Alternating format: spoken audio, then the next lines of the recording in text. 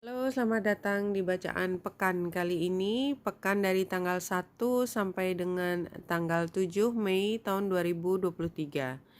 Pekan ini termasuk pekan yang penting, sebenarnya sudah mulai dibahas dari pekan lalu ketika kita bicara tentang gerhana, gerhana matahari itu 2 minggu yang lalu. Maka minggu ini pada tanggal 6 Mei tepatnya masih pukul nih, kalau kita lihat exact aspeknya, eh, oposisi ya pada tanggal 6 Mei pukul 12:30 AM. Jadi ini pagi hari, dini hari, eh, tengah malam lebih sedikit ya, 12:30 malam hari, atau hanya 30 menit setelah berpindah tanggal dari tanggal 5 ke tanggal 6 waktu Indonesia bagian Barat.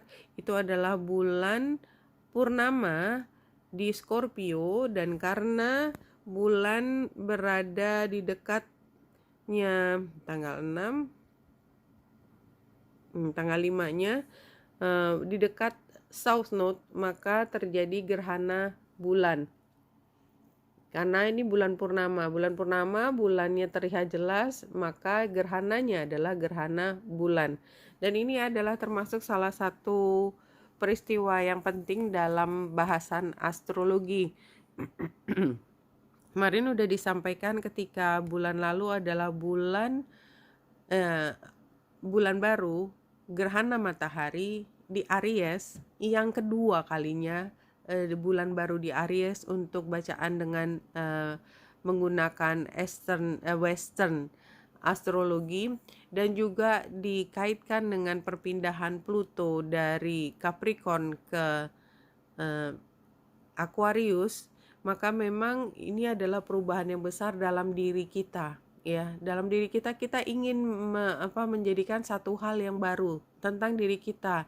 Suka atau tidak, kita seperti dipaksa. Kemarin saya cerita tentang kita tuh seperti dipojokkan, udah nempel ke dinding gitu ya. Kita tuh udah dipojokkan oleh semesta.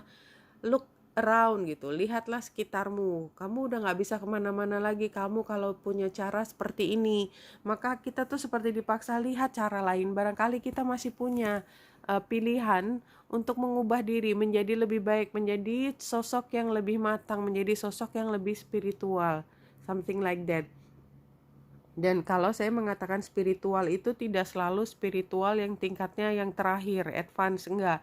Spiritual itu dimulai dari penambahan pengetahuan, terbuka terhadap informasi baru, memahami bahwa setiap situasi itu bisa dilihat dari berbagai sudut pandang. Dan itu dimana kita memperoleh berbagai sudut pandang, itu adalah ketika kita sekolah kan. Kita sekolah, kita belajar tentang ilmu biologi, ilmu pengetahuan alam secara umum, ilmu fisika, ilmu kimia, ilmu sosiologi, ilmu apalagi geografi dan lain sebagainya. Itu kan adalah pendekatan yang berbeda melihat satu gejala. Nah, itu juga adalah spiritualitas ketika kita memahami bahwa satu peristiwa itu bisa dipahami secara ekonomi, secara psikologi, secara sosiologi, secara kriminologi, misalnya seperti itu. Semua ada dasar teorinya sendiri-sendiri. Itu adalah dasar yang paling penting untuk memahami spiritualitas. Nah, spiritualitas semakin tinggi ya kan, filosofi. Ya, jadi kan PhD itu kan philosophical doctor. Itu maksudnya juga bahwa kita berpikir tidak lagi menjadi hanya satu sudut pandang, tetapi melihat lebih universal filosofisnya, tetapi bukan berdasarkan yang tiba-tiba loncat menjadi filosofis, tetapi berdasarkan satu sudut pandang menjadi lebih mendalam, menjadi lebih tinggi pengetahuannya, menjadi filosofis. Itu nanti bisa terus berkembang sehingga lebih jauh daripada itu. Nah, ini termasuk adalah salah satu kesempatan buat kita dalam 1 tahun ke depan ya, 1 tahun ke depan kita untuk menjadi lebih pintar, lebih bijaksana, lebih memahami apa itu spiritualitas. Nah, pada saat ini atau pada minggu ini, ketika terjadi bulan purnama di Scorpio, gerhana bulan di Scorpio, maka memang ada hal yang tertutupi tadinya yang menjadi bagian dari diri kita juga, tetapi yang kita ignore, kita abaikan atau terlampau berat untuk kita kenali, ya. Itu seperti dipaksakan kita kenali, kita melihat, kita ingin memalingkan wajah, tetapi kita tidak dikasih kesempatan untuk memalingkan wajah. Bukan berarti kita tidak bisa, tetapi somehow ketika semesta menginginkan kita melihat sesuatu, seberapa besar sih tenaga kita untuk bisa melawan, gitu kan? Intinya seperti itu. Kadang-kadang kita memang tidak punya pilihan untuk tidak memalingkan wajah dari satu tempat. Karena apa? Karena memang kekuatan dari pemilik semesta itu begitu besar. Bukan berarti kita tidak punya daya sama sekali, tidak. Tetapi terkadang kita memang ingin di-challenge. Kenapa? Karena kita juga sebenarnya bagian dari semesta tersebut. Seperti itu. Nah, kalau kita lihat gambar di sini, bulan ini Friday ya, hari Jumat, tanggal 5 Mei atau sesaat sebelum bulan purnama, gerhana bulan, kita lihat ada T-square, di mana focal pointnya adalah either Lilith ataupun Pallas Athena, di mana bulan juga berperan penting di dalam transit tersebut. Memang ini transitnya bukan transit yang sempurna, artinya derajatnya memang tidak persis sama, tetapi bulan kan bergerak dengan sangat cepat. Dan oleh sebab itu, maka kita bisa merasakan bahwa sebelum terjadi bulan purnama itu, ya, ada sifatnya yang begitu harsh. Kenapa? Karena ada ini terutama pada hari hari Kamisnya. Hari Kamis bulan square dengan Mars. Dan saya pikir ini termasuk hari yang tidak terlalu mudah pada tanggal 4. Tanggal 4 itu karena square dengan Mars dan oposisi dengan Aries. Aries kebetulan lagi conjunction dengan Jupiter, tetapi tidak terlalu dekat. Anyway, udah melewati Jupiter. Jadi kita punya kekuatan untuk lebih melihat, mampu membedakan mana yang sifatnya lebih korosif, dan kita memilih untuk tidak larut dalam sifat yang korosif. Apa sifat yang korosif itu? Termasuk adalah kalau kita terlalu larut di dalam pembicaraan yang tidak ada hubungannya sama kita. Kita sibuk ngomongin orang lain, hati-hati. Kita sibuk gossiping, ya. Ini kalau saya mengatakan hal seperti ini sebenarnya lebih mengingatkan bahwa kalau kita membicarakan orang lain, apapun alasannya, sekedar ingin tahu, curiosity, atau bahkan ketika sudah ditunggangi oleh rasa dengki, is very dangerous, karena itu membebani kita. Itu berat sekali energinya untuk kita ambil sebagai beban. Jadi saya seperti ingin mengatakan kepada teman-teman, kalau kita ingin sekali, ya, ngomongin orang, apalagi ngomongin kejelekan orang yang bukan dalam porsi kita, beda ya. Kalau di dalam porsi kita sebagai profesional itu beda lagi, dan saya tidak sedang bicara tentang itu, tetapi tentang keseharian kita, kehidupan sosial kita, ya. Jangan ambil energi itu, karena energi itu akan memberi beban kepada kita, energi gelap yang mengikuti kita. Kenapa ini saya sebut sebagai hal yang penting? Karena dia akan menjadi bagian dari hal yang ditumpuk di alam bawah sadar kita. Alam bawah sadar kita pada saat ini adalah topik dari pembicaraan kita tentang bulan purnama di Scorpio. Ya, itu sebabnya kenapa saya mengatakan sekali lagi. Karena apa? Karena judgement kita, penghakiman kita terhadap orang lain, di mana kita tidak memperlakukan orang lain tersebut dengan adil, maka energi ketidakadilan kita kepada orang tersebut akan kembali ke kita. Dan itu berat sekali buat saya, ya. Karena kita tidak ingin diperlakukan tidak adil. Nggak ada satupun orang di dunia ini ingin diperlakukan tidak adil. Sementara karmanya itu sudah diperoleh dari kita sendiri yang memperlakukan orang lain secara tidak adil, tetapi kita tidak menyadari karena kita begitu menikmati memperlakukan orang lain tidak adil. Ya, ngomongin jelek di belakang orang. Mengatakan sesuatu, ya, menghasut orang lain supaya membenci orang lain lagi. Itu adalah langkah yang berat buat kita untuk kita hadapi, kemudian it's unbearable, believe me. Jadi saya seperti ingin mengatakan pada teman-teman, jangan suka membicarakan keburukan orang lain. Jangan suka memanipulasi orang lain. Ini saya sepertinya sedang menuduh ya, saya tidak sedang menuduh. Saya hanya ingin mengatakan situasi ini terjadi pada beberapa orang ketika dia ingin menjatuhkan orang lain dengan cara mengatakan hal buruk, termasuk kebohongan kepada orang lain yang bersangkutan, sehingga judgement mereka, penilaian mereka terhadap orang itu bisa berubah dan berakibat buruk. Itu semua nanti akibatnya, kalau terjadi hal buruk pada orang disebabkan oleh kita akan juga menerima akibatnya, tidak langsung dari orang tersebut tetapi dari orang lain. Dan ketika kita menerima hal tersebut, kita mengatakan bahwa dunia tidak adil kepada kita. Karena apa? Karena kita tidak ingat bahwa kita sudah pernah melakukan hal yang sama kepada orang lain. Ya, itu. Entah kenapa saya seperti ingin menyampaikan hal tersebut, itu terutama pada hari Kamis. Saya tidak sistematis dulu. Kemudian pada bulan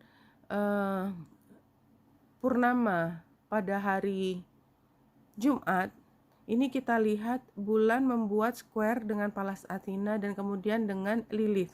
Nah, energinya adalah ketika kita mampu melihat bahwa ucapan kita berpengaruh besar terhadap kehidupan, maka kemudian kita juga bisa mengambil ilmunya bahwa kita berada di dalam posisi menentukan apakah kita akan menggunakan atau tidak menggunakan, ya, kemampuan bicara kita, kemampuan kita mengendalikan, memanipulasi orang lain, ya, itu untuk hal yang baik atau hal yang buruk.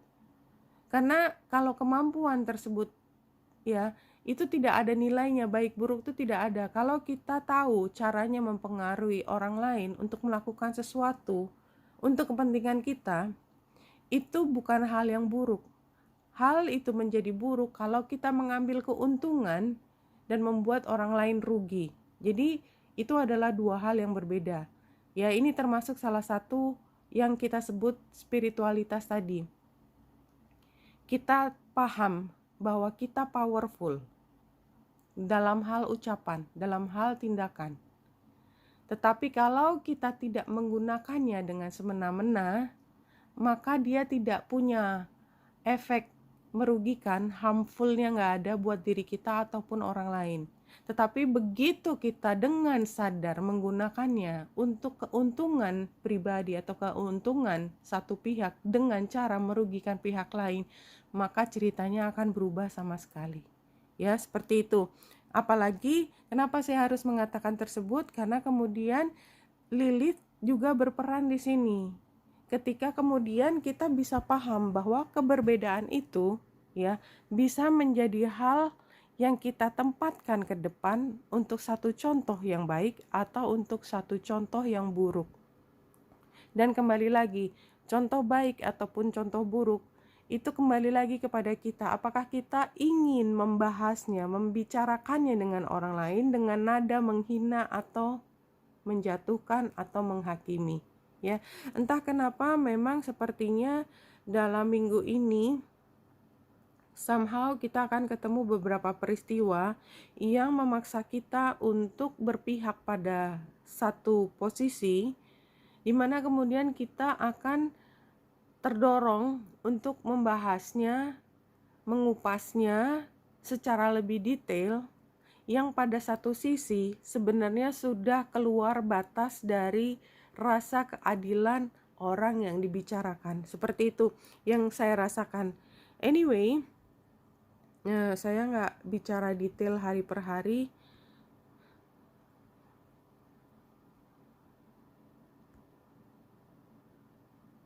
Kita ambil langsung, ini keluar terus ya. Jadi saya lihat Celestial Rose of Ma ini sebenarnya adalah bagian dari universe, dimana dia memang kalau kita lihat dari teleskop dia seperti bunga mawar merah merekah, dan ini diartikan sebagai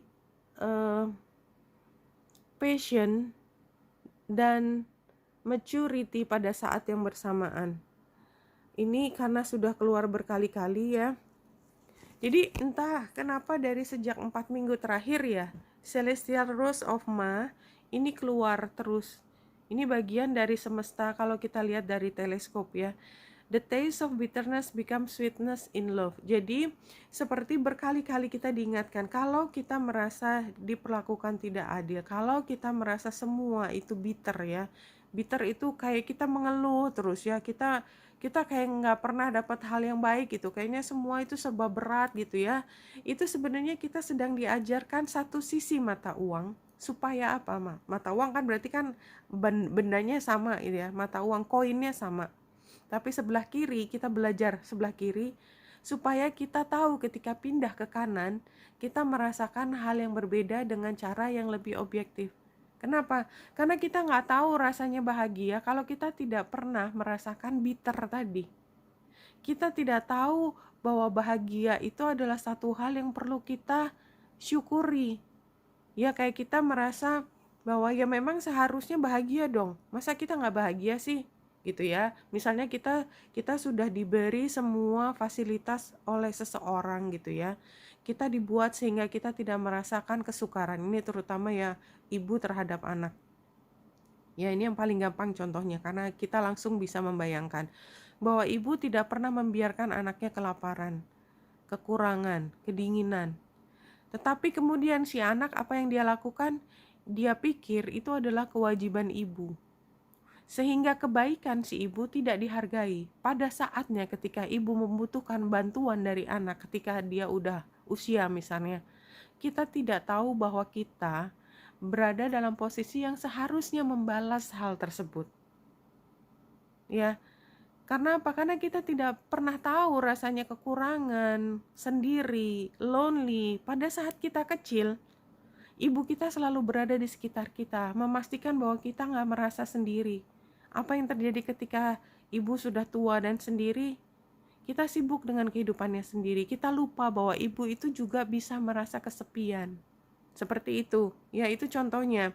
Nah, kalau kita tahu satu sisi bahwa kadang-kadang memang ibu tidak sempurna, tapi justru dengan demikian kita memahami kebutuhan orang itu berbeda. Ada saatnya kita merasa kekurangan, dan barangkali bukan ibu juga yang mengajari kita rasanya lonely gitu ya.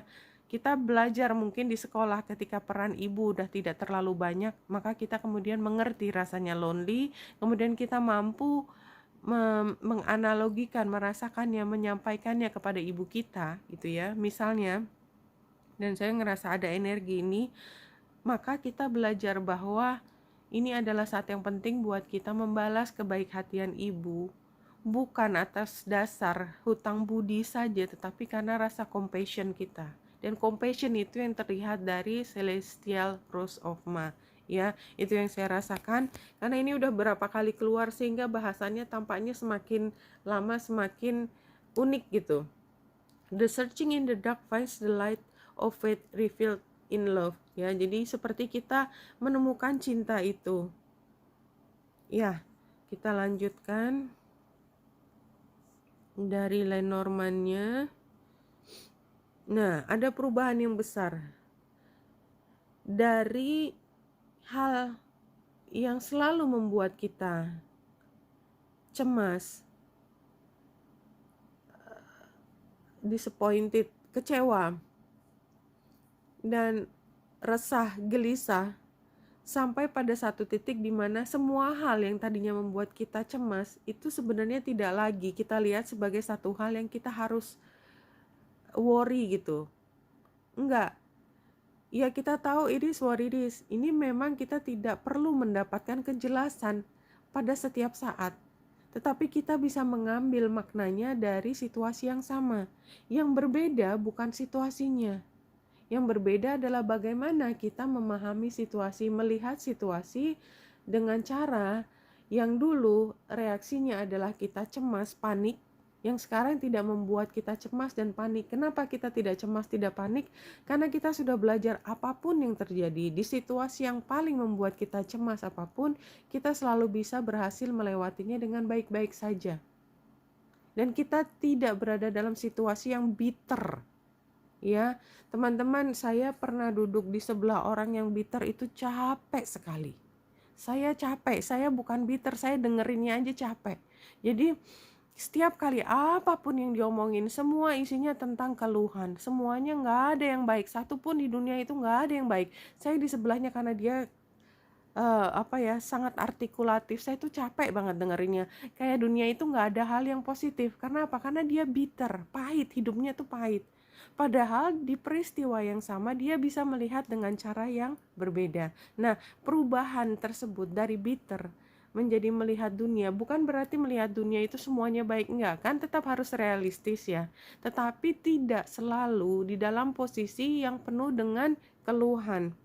I don't know why kenapa saya bicara seperti ini dari tadi, kayaknya mengajak teman-teman untuk melihat bahwa dunia itu bisa kita lihat dengan cara yang lebih positif. Dan kita lihat di sini ya, satu kartu yang muncul adalah awakening your true self. You're beginning to recover your natural identity, including your old sense of humor. Ya, sense of humor itu kita bisa bercanda lagi. Interest, passion, and desires, ya, sesuatu yang menyenangkan. Sekarang bayangkan kalau ada pasangan yang nggak bisa bercanda sama sekali satu dengan lainnya, menurut teman-teman itu adalah pasangan yang membahagiakan atau tidak? Karena naturally ya, secara alamiah, pasangan yang membuat kita bahagia adalah pasangan yang tahu caranya bercanda. Yang membuat kita happy menjadi diri kita sendiri adalah kita mampu bercanda terhadap diri kita sendiri, nggak terlalu serius, something like that. Dan ini keluar lagi di kartu ini ya, trust that any confusion in change or changes your currently experience are part of your healthful evolution. Jadi ini gambarnya, gambar ini dan gambar ini. Ya, memang kayaknya ini sangat dominan, ada perubahan dari kita, dari pribadi yang mudah terprovokasi situasi menjadi lebih tadi yang saya katakan spiritualitas, lebih mature, lebih mampu melihat ini dengan cara yang bijaksana dan tidak membuat kita panik. Ya, answer prayers, all your great work has opened the door for divine solution and support. Ya, jadi kalau saya lihat nih kadang-kadang kalau kita berada di dalam situasi ada kemajuan besar ya di dalam pekerjaan, itu biasanya meningkatkan juga stressfulnya kita, tingkat kecemasan kita, dan mungkin itu yang terjadi. Nah, kenapa? Karena yang terjadi adalah kemajuan tetapi tidak perfection, sementara kita merasa harus mencapai perfection. Dan ini yang kita rasakan sekarang, ini current situationnya adalah kita rasanya tidak cukup. Nah, kemudian near future-nya adalah self-confidence through God confidence. Believe in yourself by believing in God working through you. Nah, jadi 3 kartu ini mengatakan bahwa kita tuh dalam progres yang besar, dalam pekerjaan, dalam hubungan. Saya melihatnya lebih karir sih memangnya. Tetapi itu meningkatkan tingkat stressful kita, kecemasan kita. Kita lebih mudah stres, kita lebih mudah sakit. Tapi dalam peristiwa ini, dalam proses ini, kita akan belajar untuk menjadi lebih percaya diri. Kenapa? Karena kemudian kita mampu untuk melihat ya lebih teliti lagi bahwa di setiap situasi yang penuh dengan tekanan, itu kita selalu mampu melewati dengan baik-baik saja. So, apa yang harus kita khawatirkan ke depan? Jika di situasi tersulit pun kita sudah bisa lewati dengan baik, maka tidak ada yang tidak mungkin kita bisa lewati ke depan. Dan itu adalah energi dari selain rasa percaya diri kita karena pengalaman masa lalu, tapi keyakinan kita karena kita selalu meminta pertolongan pada yang mampu memberikan pertolongan. Siapa? God. Confidence. Karena kita selalu yakin kita tidak pernah dibiarkan sendiri, kita selalu yakin bahwa kita selalu dibimbing dalam situasi tersukar sekalipun. Oke. Kita lanjut di sini.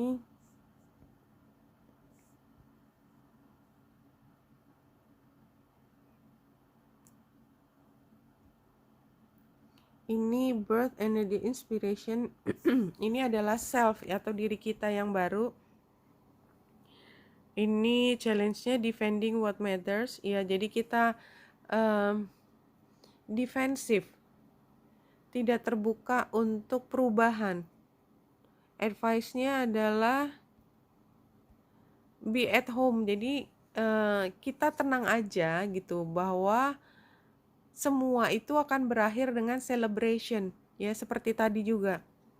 Outcome-nya adaptability. Kita mampu melakukan perubahan dan multitasking dan melihat semua ini sebagai kesempatan untuk bermain tanda petik. Karena apa? Karena perubahan ini ternyata juga menyenangkan.